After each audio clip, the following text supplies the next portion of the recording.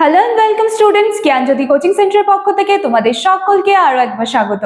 আজকে আমাদের আলোচনার বিষয় হচ্ছে first semester major education 2025 Gour Banga university syllabus যেটা প্রোভাইড করা হয়েছে সেটা নিয়ে আজকে আমরা আলোচনা করব, বা বলতে পারো এটাই আজকে আমাদের আলোচনার বিষয়। পুরো সিলেবাসটা আমি বোর্ডে লিখেছি এবং এর সাথে সাথে তার বাংলা টার্মগুলো যেগুলো রয়েছে সেটাও বলে দেওয়ার চেষ্টা করব, যাতে ইংরেজিটা থাকলে বাংলাটা বুঝতে অসুবিধা তোমাদের না হয়। ক্লাস বা আলোচনার বিষয় শুরু করার আগে একটু বলে নিতে চাই, তোমরা যারা জ্ঞানজ্যোতি কোচিং সেন্টারের সাথে যোগাযোগ করতে চাইছো বা আমাদের কাছে পড়তে চাইছো, তারা কাইন্ডলি বোর্ডের কর্নারে দেওয়া দুটি নাম্বারের মধ্যে যে কোনো একটি নাম্বারে কিন্তু যোগাযোগ করে নিতে পারো। নাম্বার দুটি হলো জ্ঞানজ্যোতি কোচিং সেন্টারের অফিসিয়াল হেল্পলাইন নাম্বার। চলো আর এক্সট্রা কথা না বাড়িয়ে আমি আলোচনার বিষয়ে ফিরে আসছি। এছাড়াও যদি তোমাদের মনে হয় যে অ্যাডমিশন প্রসেস নিয়ে কিছু কোয়ারি থাকে বা কোর্স ফি, সমস্তটা কিন্তু তোমরা একটু কর্নারে দেওয়া নাম্বারের মধ্যে কল করে নিও, পুরো ডিটেইলস তোমাদেরকে কিন্তু বলে দেওয়া হবে। চলো আর এক্সট্রা কথা না বাড়িয়ে আমি আলোচনার বিষয়টা শুরু করছি। দেখো, মেইন টাইটেল রয়েছে, এই সিলেবাসটার মেইন টাইটেল রয়েছে এডুকেশনাল ফিলসফি। ঠিক আছে, এইটা হচ্ছে মেইন টাইটেল। এবার ওটার মধ্যে ইউনিট 1, 2, 3, 4, 5, 6 পর্যন্ত কিন্তু রয়েছে। এবার প্রতিটা ইউনিট আমি একটুখানি আলোচনা করে দেওয়ার চেষ্টা করছি। দেখো, সবার প্রথমে রয়েছে meaning and concept of education. ঠিক আছে, শিক্ষার অর্থ এবং ধারণা। ইউনিট 1-এ যেগুলো দেওয়া আছে, ইউনিট 1-এ যেরকম মনে করো যে ABC করে দেওয়া থাকে, সেরকমই ইউনিট 1-এরও একটা আলাদা টাইটেল রয়েছে, সেটা কি? Meaning and concept of education. ঠিক আছে, এখানে হচ্ছে শিক্ষার অর্থ এবং ধারণা, এটা জানতে চাওয়া হয়েছে। তারপরে বলা হচ্ছে ইউনিট 1-এর মধ্যে এডুকেশনের মিনিং, নেচার অ্যান্ড ফাংশন গুলো জানতে চাওয়া হয়েছে। তারপরে রয়েছে narrow and broader concept of education, মানে হচ্ছে প্রথমে বলে দেওয়া হলো যে তোমাদের এডুকেশনের মানে, তার কনসেপ্ট, ঠিক আছে, এবং তার হচ্ছে নেচার, প্রকৃতি কি আছে সেটা জানতে চাওয়া হয়েছে। এবং তারপরে সংকীর্ণ অর্থে শিক্ষা এবং বিস্তীর্ণ অর্থে শিক্ষা, এই বিষয়টা তোমাদেরকে বলা হয়েছে কমপ্লিট করতে। এবং ইউনিট 1-এর সিতে বলছে education as a process, product and discipline. ঠিক আছে, শিক্ষা একটি প্রক্রিয়া, পণ্য এবং শৃঙ্খলা হিসাবে। এই জায়গাগুলো তোমাদেরকে ইউনিট 1-এ কভার করতে হবে, তাহলে আমাদের ইউনিট 1টা কিন্তু কমপ্লিট হয়ে যাচ্ছে। ঠিক আছে, এরপরে চলে আসো ইউনিট 2-তে। ইউনিট 2-তে এইমস অফ এডুকেশন, তার মানে কি বলেছে? শিক্ষার লক্ষ্য।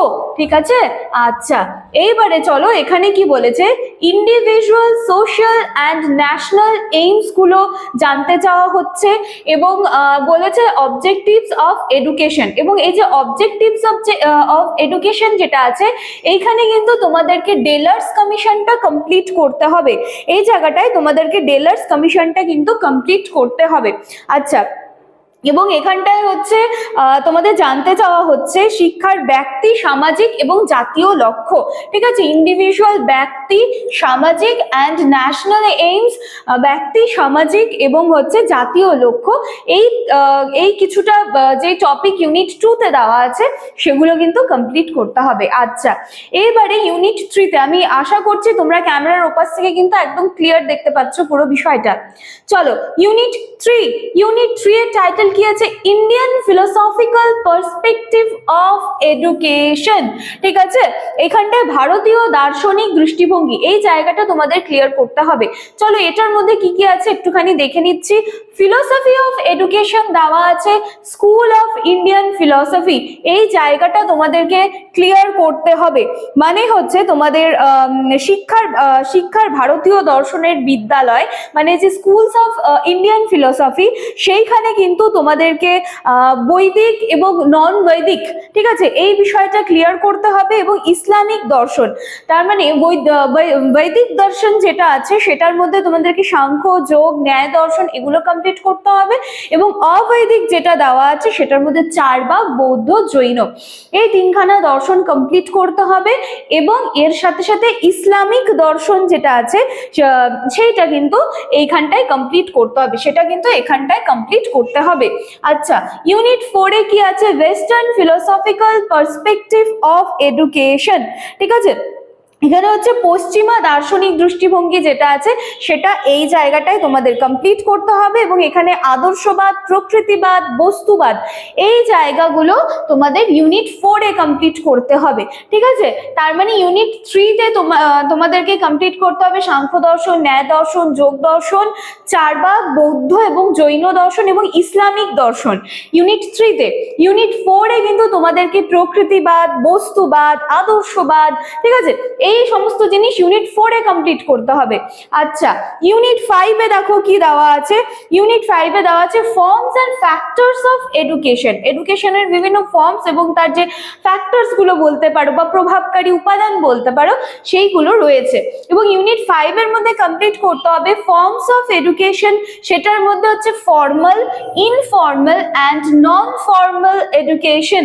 ঠিক আছে, এটা কমপ্লিট করতে হবে। অ্যান্ড ফ্যাক্টরস অফ এডুকেশন এই জায়গাটা কমপ্লিট করতে হবে, মানে আনুষ্ঠানিক, অনানুষ্ঠানিক এই যে এডুকেশন গুলো রয়েছে সেটা ইউনিট 5 এ কমপ্লিট করতে হবে। এইবারে চলে আসি ইউনিট 6 এ। ইউনিট 6টা আমি এপাশে লিখেছি, আশা করছি তোমরা কিন্তু দেখতে পাচ্ছ। আচ্ছা, ইউনিট 6 এ skill development by studying philosophical aspects. ঠিক আছে, দার্শনিক দিকগুলি অধ্যয়ন করে এবং তার যে দক্ষতার বিকাশ সেটা স্কিল ডেভেলপমেন্ট দেওয়া আছে। কিভাবে? বাই স্টাডিং ফিলোসফিক্যাল অ্যাসপেক্টস গুলো স্টাডি করে স্কিল ডেভেলপমেন্ট সেই বিষয়টা আছে। তারপরে তোমাদের কেস স্টাডি দেওয়া আছে and practical application of educational theories and philosophers এই জায়গাটা কমপ্লিট করতে হবে। এবং লাস্ট ওয়ান তোমাদের দেওয়া আছে পাশ্চাত্য ভারতীয় দর্শনের দার্শনিক ধারণার বিশ্লেষণাত্মক এবং সমালোচনামূলক যে বিষয়টা রয়েছে সেটা। দেখো এখানে কি আছে, fostering analytical and critical understanding of the philosophical concept of western and Indian philosophies. ঠিক আছে, এই জায়গাটা কিন্তু তোমাদের কমপ্লিট করতে হবে। পাশ্চাত্য এবং ভারতীয় দর্শনের দার্শনিক ধারণার বিশ্লেষণাত্মক এবং সমালোচনামূলক যে বিষয়টা রয়েছে সেই জায়গাটা তোমাদের ইউনিট 6 এ কিন্তু কমপ্লিট করতে হবে। তাহলে হয়ে গেল তোমাদের এই আজকে আলোচনার বিষয়। পুরো বিষয়টা আমি একটু ফ্রেম থেকে বেরিয়ে যাচ্ছি, তোমরা চাইলে এটা স্ক্রিনশট নিয়ে নিতে পারো। তো পুরো সিলেবাসটা আমি লেখার চেষ্টা করেছি এবং সাথে সাথে এর যে বাংলা টার্ম গুলো হয় সেটাও বলে দেওয়ার চেষ্টা করছি। আশা করছি সিলেবাস নিয়ে তোমাদের কোনো কনফিউশন থাকবে না। তো চলো, এই ছিল আজকে আমাদের ক্লাস বা আলোচনার বিষয়। দেখা হচ্ছে নেক্সট দিনের ক্লাসে। Thank you.